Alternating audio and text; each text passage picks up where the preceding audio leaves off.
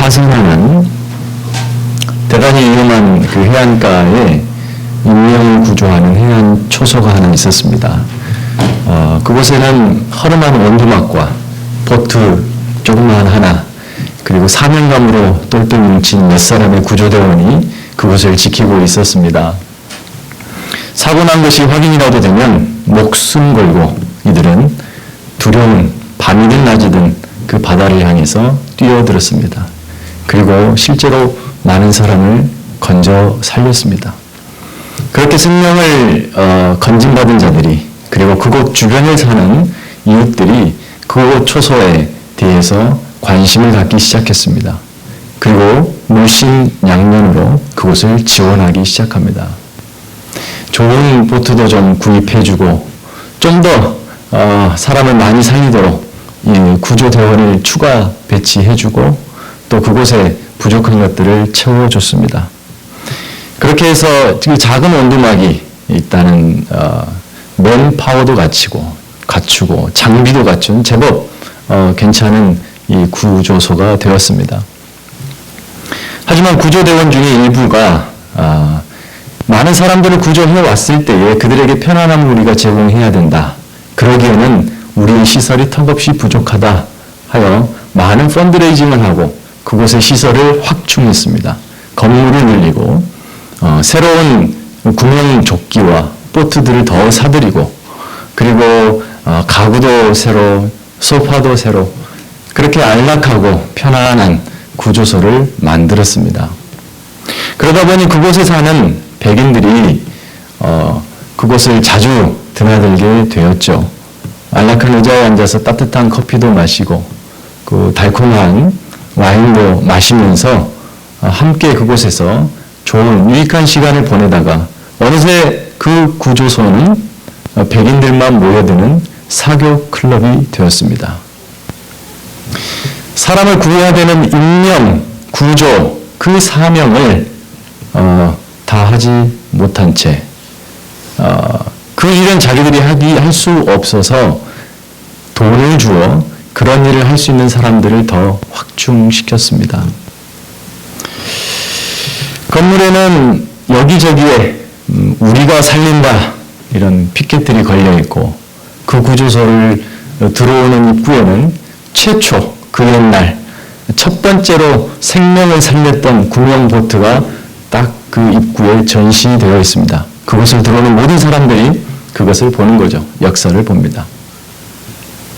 그렇게 되어가다가 그 즈음에 그 해안가 앞에서 큰 선박 하나가 자초를 당하게 됩니다. 그래서 사람들이 구조대원들이 부랴부랴 가서 사람들을 건져 올렸죠. 그러나 대부분의 그 선원들이 흑인이나 혹은 유색 인종들이었습니다. 그들을 건져 올려서 이 구조소 내부로 들어오는데 온몸은 젖어 있고 발은 진흙에 묻어서 그 아름답고 평안했던 코지했던 구조소는 순식간에 더럽혀졌습니다. 그것을 못마땅히 여긴 운영진이 곧바로 그들을 밖으로 내보내고 샤워 시설을 급히 마련하고 그들이 따로 거할 수 있는 임시 거처를 만들어 주었습니다. 그 일이 있은 후에 멤버들이 다 모여서 큰 회의를 열었죠. 그 중에 일부는 이제 우리 더 이상 구조하는 일을 그만두십시다. 또 그 중에 일부는 그래도 우리가 어떻게 그 일을 그만둘 수 있겠습니까? 계속해야 합니다. 설전이 오갔습니다. 결국 다수에 의해서 더 이상의 구조 사업을 하지 맙시다 라고 결정을 내리죠. 다만 구조 사업을 하고 싶은 사람은 다른 곳에 구조소를 개인적으로 설치해서 하십시오 라는 결정을 내립니다. 그리고 그렇게 했어요. 다른 곳에 구조소 하나가 들어섰습니다. 그것이 처음부터 예전에 첫 번째 구조소와 같은 사명감을 가지고 하다가 몇 년 후에 그곳 구조소도 처음 구조소처럼 똑같은 문제에 휘말리게 됩니다. 그리고 또다시 거기서 분리된 다른 구조소가 세워지게 됩니다. 그 해안가 내에 구조소들이 여러 개 즐비하게 들어섰습니다.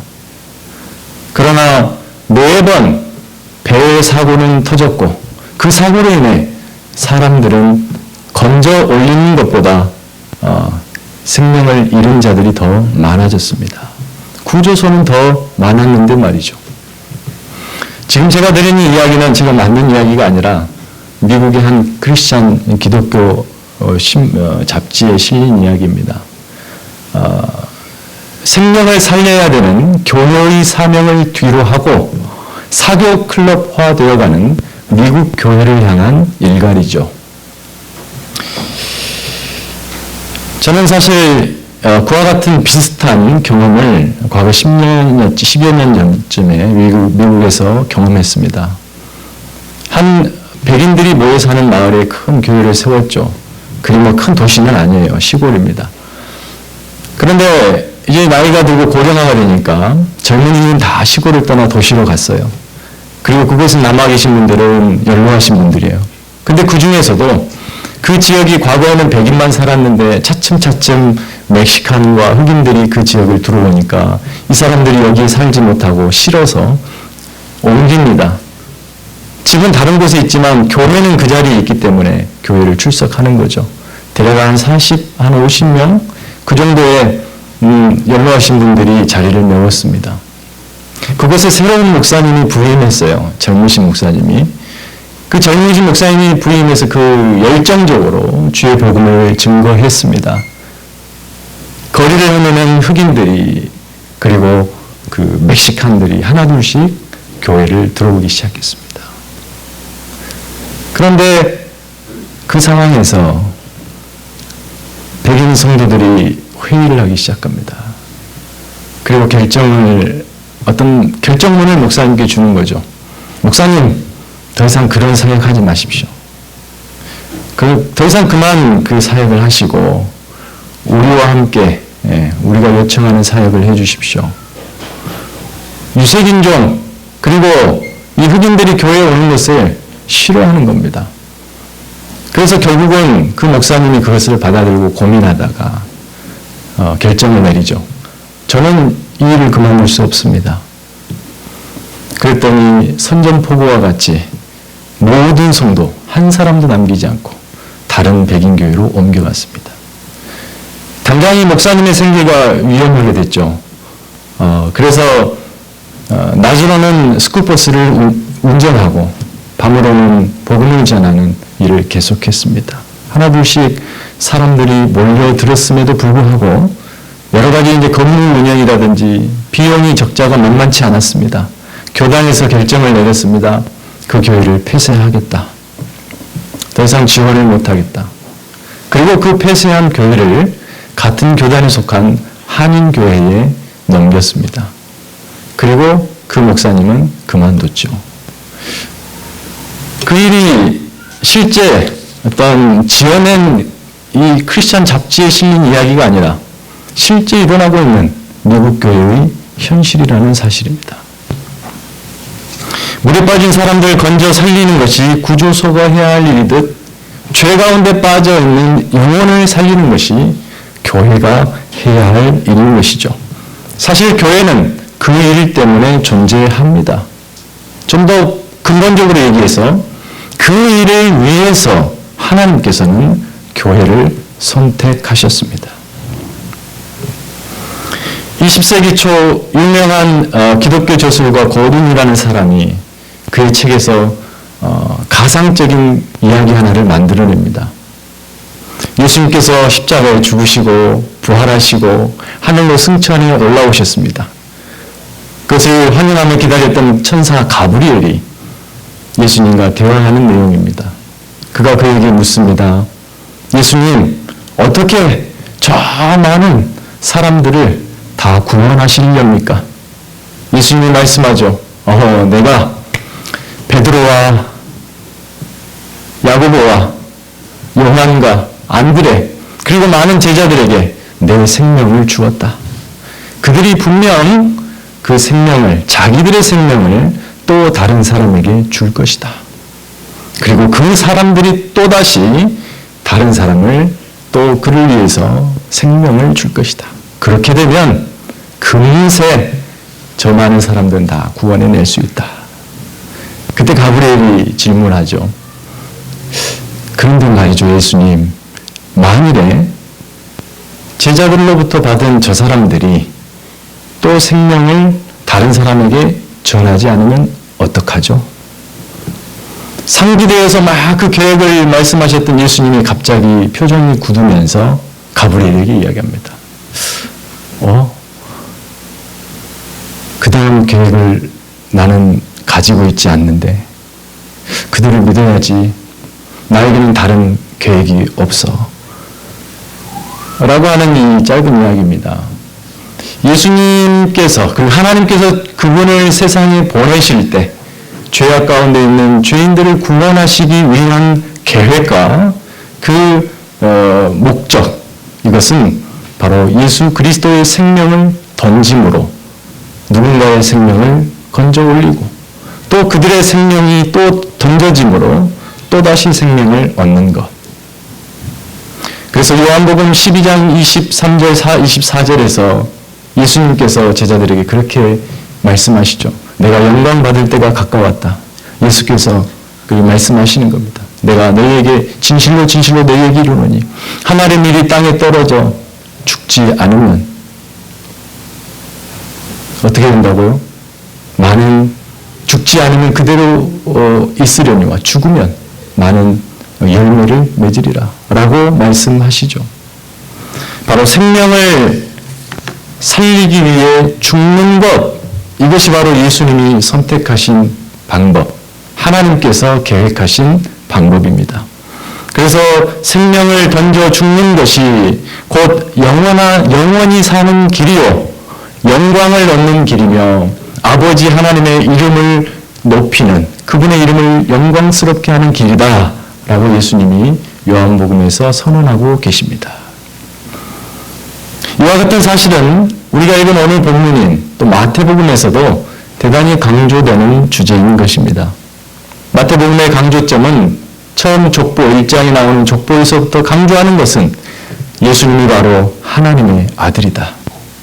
그 아들 되신 그분이, 그래서 전반적으로 마태복음을 진행하면서 강조하는 것은 그 아들 되신 예수님이 어떻게 많은 사람을 위해서 생명을 버리시는가를 그려주고 있습니다. 예수님께서 세례 요한의 세례를 받고 마귀에게 광야에서 시험을 받으신 후에 비로소 천국을 선포하시기 시작합니다. 그리고 첫 번째로 하신 일, 그것이 바로 제자를 부르시는 일입니다. 마태만이 그렇게 기록하고 있어요. 첫 번째 예수님의 일이 제자를 부르시는 일이다 라고 하는 것이 대단히 중요한 것입니다. 왜요? 그것이 곧 복음을 온 땅에 선포하시기 위한 하나님의 계획이요 예수 그리스도의 뜻이기 때문에 그렇습니다. 자신과 같이 자기 목숨을 버릴 수 있는 자를 찾아 나서신 것입니다. 그래서 예수님이 제자들을 이렇게 찾아 나서시는 모습에는 두 가지의 그 마음을 확인합니다. 첫 번째는 예수께서 내가 과연 누구를 위해 죽어야 될까 하고 위해서 죽을 자를 지금 찾고 계셨고, 그리고 과연 그들이 다른 사람을 위해 또 죽어줄 수 있을까? 과연 누가 그렇게 할 수 있을까? 하시면서 기대감으로 제자들을 찾아 나서신 것입니다. 갈릴리 해변에서 그 바닷가에서 그물을 던지는 시몬 베드로와 그의 형제 안드레를 만납니다. 그들은 어부였습니다. 그들을 향해 아무것도 묻지도 또 따지지도, 무슨 광고 같죠? 않고 예수님이 그들에게 다가가고 부르십니다. 나를 따라오라. 내가 너희를 사람을 낚는 어부가 되게 하리라. 더 이상 말도 추가하지 않습니다. 그런데 그 말을 듣고 베드로와 안드레가 그물을 버려두고 배를 버려두고 예수님을 따릅니다. 조금 더 가시다가 이제는 그물을 이렇게 바느질로 깁고 있는 세베대의 아들 야고보와 그 형제 요한, 그리고 그들의 아버지 세베대가 작업하고 있는 모습을 봅니다. 그리고 또 그들을 향해서도 똑같이 부르십니다. 그럴 때 이 야고보와 요한이 아버지와 배를 버려두고 예수님을 따릅니다.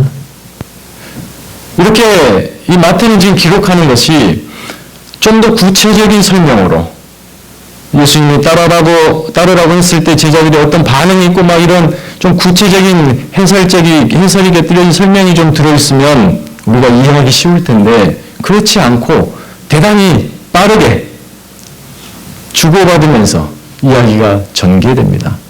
그래서 과연 나를 따르라, 내가 너희를 사람을 낚는 어부가 되게 하리라 라고 하는 이 의미가 대단히 함축적으로 적혀 있다는 사실, 여러분 그 의미를 아시겠습니까? 그 의미를 도대체 알았는지 몰랐는지 알았으니까 그들이 따랐을 것 같아요.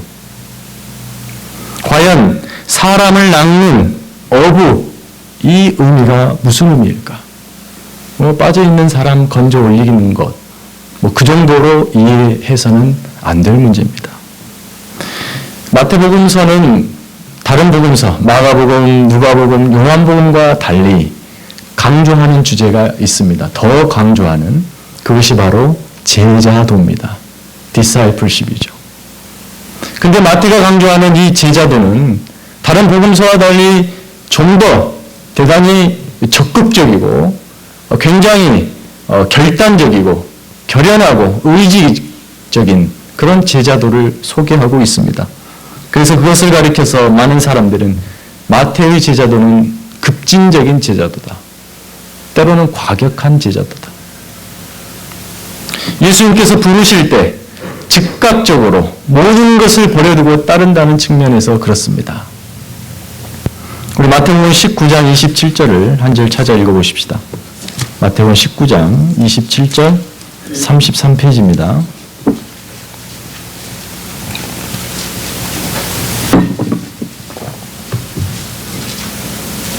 (27절) 자, 시작. 이에 베드로가 대답하여 이르되 보소서, 우리가 모든 것을 버리고 주를 따라 싸운데 그런즉 우리가 무엇을 얻으리이까? 예. 베드로가 분명히 말하여 자신들은 모든 것을 버리고 주님을 따랐습니다. 대단히 급진적이죠. 적극적입니다.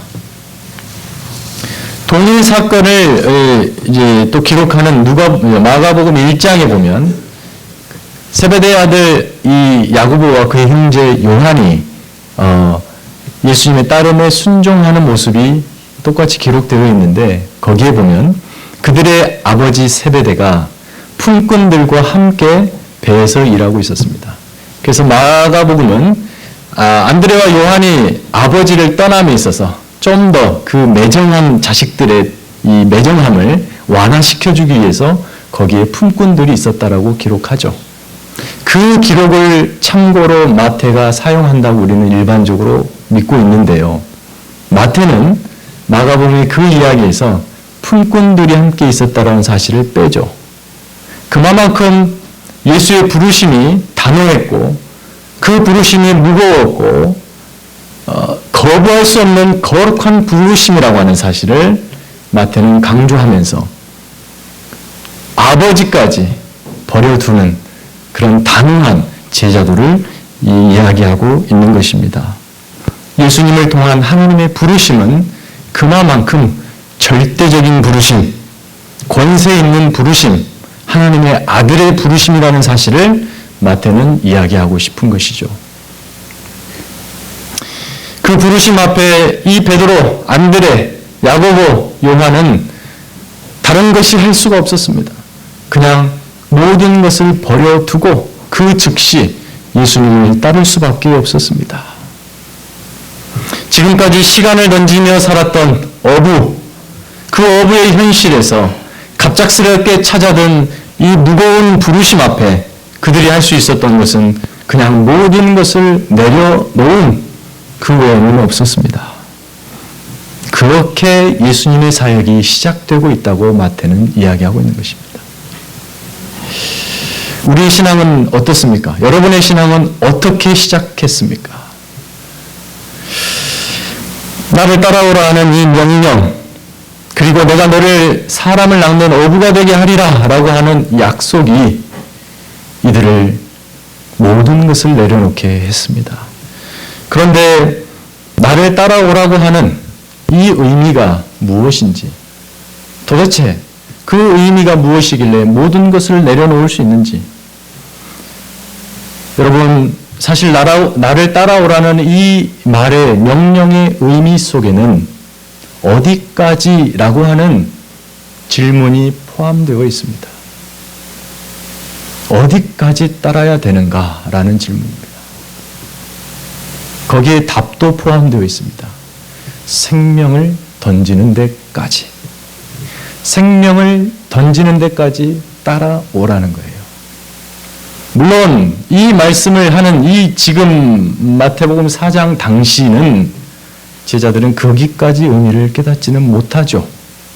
그런데 최소한 마태복음이 지금 기록되고 있는, 쓰여지고 있는, 대략 예수님이 죽으시고 30년에서 길게는 한 40여 년이 지난 후인 AD 70년쯤에는 이미 이 제자들이 거기까지 가 있음을 확인합니다. 제자들은 이미 생명을 던지는 그 자리에 있습니다. 아니, 이미 사도행전 12장 1절 2절 보면 미친 왕 헤롯이 안드레를 야고보를 잡아 죽입니다. 세베대의 아들이죠. 요한의 형제입니다. 그를 칼로 죽였습니다. 그건 대단히 일찍 일어난 일입니다. 이미 야고보는 예수님처럼 생명을 던지는 그 자리까지 따라간 것입니다. 그리고 야고보는 그렇게 했고 베드로는 감옥에 갇힙니다. 그런데요, 그 결과 사도행전 12장에서 이야기하는 것은 하나님의 말씀이 흥왕하여졌더라. 그들이 생명을 던지는 그 자리까지 가니 많은 영혼들이 구원을 받고 하나님의 말씀이 흥왕하는 놀라운 역사가 있었다는 것입니다. 그렇게 초대교회의 역사가 펼쳐졌습니다. 사랑하는 성도 여러분, 바로 내가 너희를 사람을 낚는 어부가 되게 하리라 라고 하는 의미가 거기에 있습니다.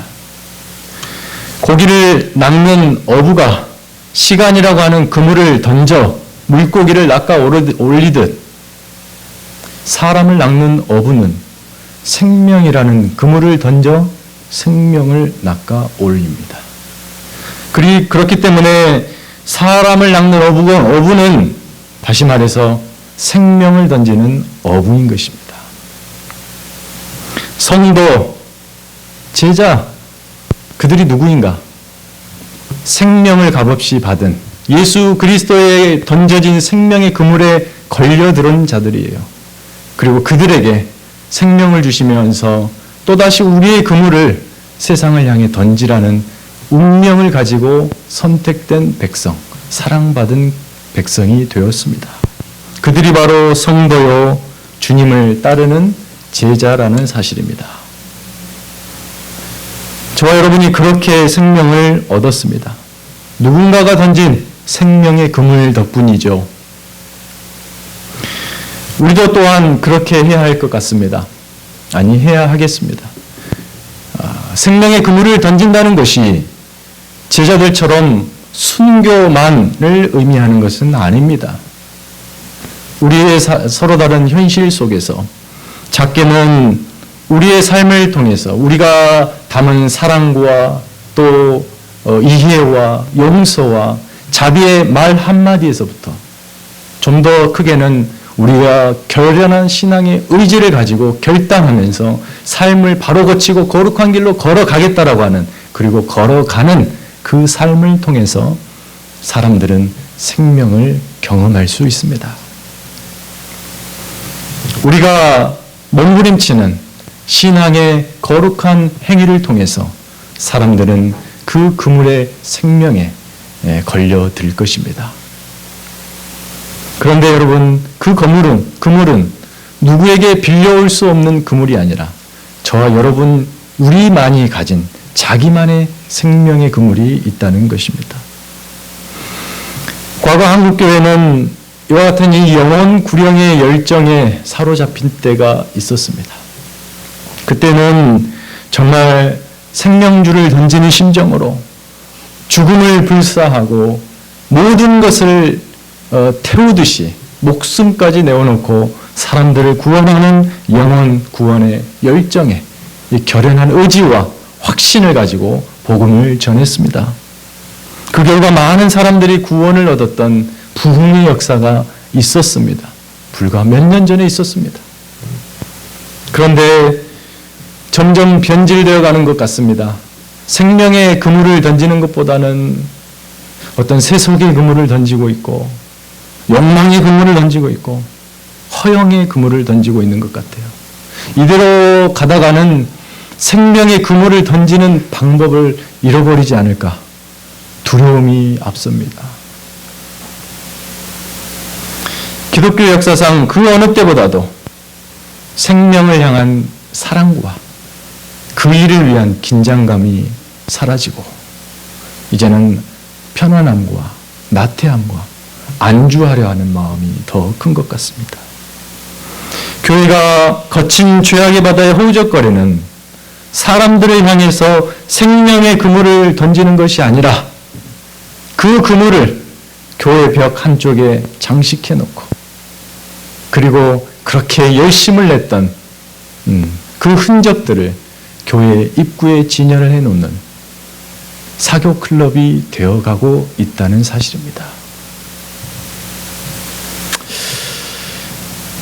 오늘 찬양처럼 우리 앞에서 뉴마 찬양팀이 했던 것처럼 생명이 생명을 낳습니다. 마지막으로 이야기를 하나 드리고 말씀을 마치겠습니다. 루이지 타리시오라고 하는 이탈리아의 사람이 있습니다. 루이지 타리시오. 음악을 사랑하시고 그 역사에 관심이 있으신 분은 이 사람의 이름을 한 번쯤 들어보셨을 것입니다. 루이지 타리시오. 왜 그 사람이 음악 역사에 이름을 남겼냐? 그는 유명한 작곡가도 아니었습니다. 그렇다고 유명한 연주가도 아니었고요. 또 음악 평론가도 아니었습니다. 그는 다만 악기 수집상입니다. 불우한 환경에서 자라서 어렸을 때부터 가구를 고치는 일에 배우면서 그 일을 도우면서 힘들게 어린 시절을 보냅니다. 그런데 그의 취미는 바이올린을 연주하는 것이었어요. 그의 20대는 밤에는 술집에서 바이올린 연주하면서 돈을 벌고 또 낮에는 집집마다 돌아다니면서 부서진 가구를 고치면서 시간을 그의 20대를 보내죠. 그의 가구를 고칠 때에 그가 잊지 않는 한 가지가 있습니다. 항상 그 집에 가면 혹시 낡은 거라도 괜찮으니 바이올린이 있습니까? 묻는 거였습니다. 그리고 눈에 딱 보고 괜찮다, 고칠만하다 싶으면 곧바로 그것을 구입하고 또 얻어내는 재주도 있었습니다. 그렇게 치열하게 바이올린을 모으는 데에 15년의 시간을 보낼 때 어느덧 그의 집에는 유명한 바이올린들이 하나둘씩 모여들기 시작했습니다.